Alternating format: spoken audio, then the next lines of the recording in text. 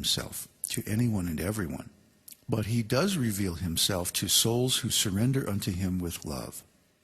Thus he is always close by for the surrendered soul, whereas for the rebellious and demoniac, he is very far away and unapproachable.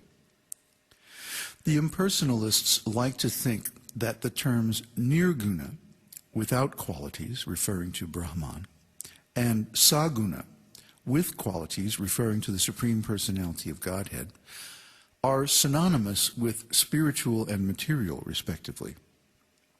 But saguna does not imply that when the Lord manifests a perceptible form with spiritual qualities, that it must be a material form subject to the laws of material nature.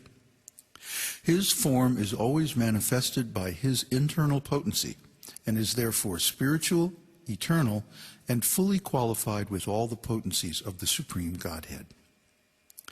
There is no difference between the material and spiritual energies for him, because he emanates both.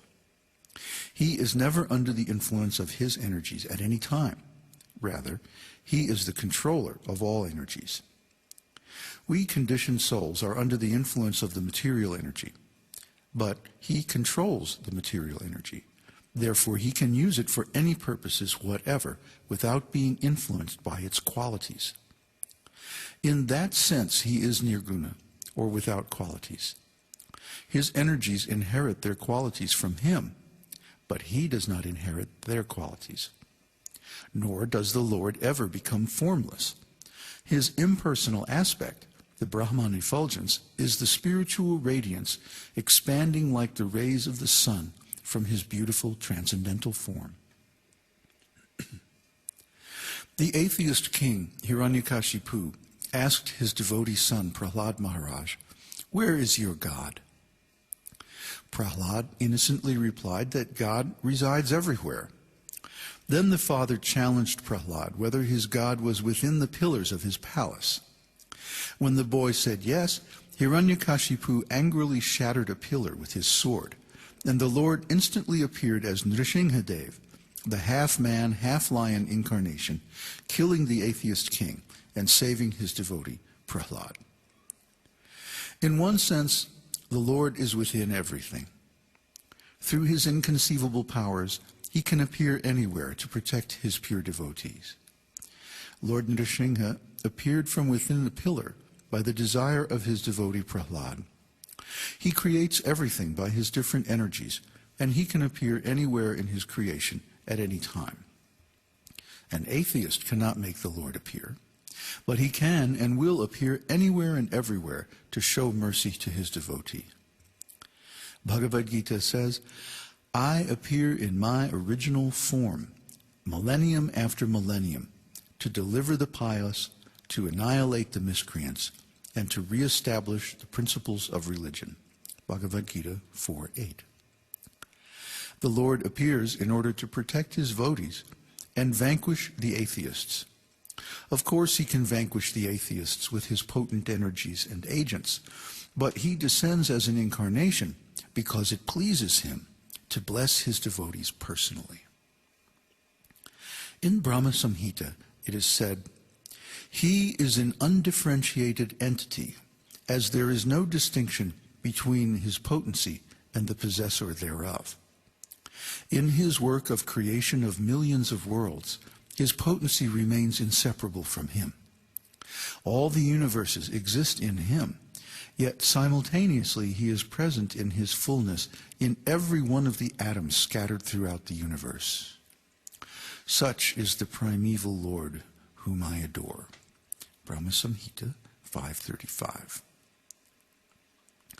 Govinda, the primeval Lord, enters all the atoms of the universe by his plenary portion of Garbhodakshaya Vishnu. He is outside everything in his Virat form of Mahavishnu, and he is within everything as Antaryami, or the indwelling supersoul. He witnesses everything and awards us the results of our actions according to the laws of karma. We may forget the activities we performed in previous lives, but the Lord witnesses our actions and remembers everything.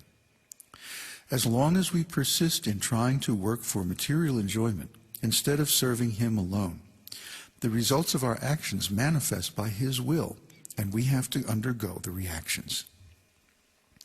Ultimately, there is nothing but God, inside and out. Everything we can experience is a manifestation of his different energies. His energies emanate from him, like the heat and light emanating from a fire. He can do anything with any of his energies, and in this way there is a oneness among their diversity. His aspect of oneness, however, is not very prominent in the spiritual world, where the Lord enjoys all the pleasures of life unlimitedly in his personal transcendental form, in the company of his pure devotees. So here are some more apparent contradictions in the nature of the Supreme Lord. Ejati, naijati. He walks and he does not walk. Sometimes he walks and sometimes he flies. Sometimes he just appears out of nowhere. As Krishna, he loves to walk in the forest of Vrindavan with his eternal companion, the flute, and view the beauty of his personal abode, replete with many playful animals.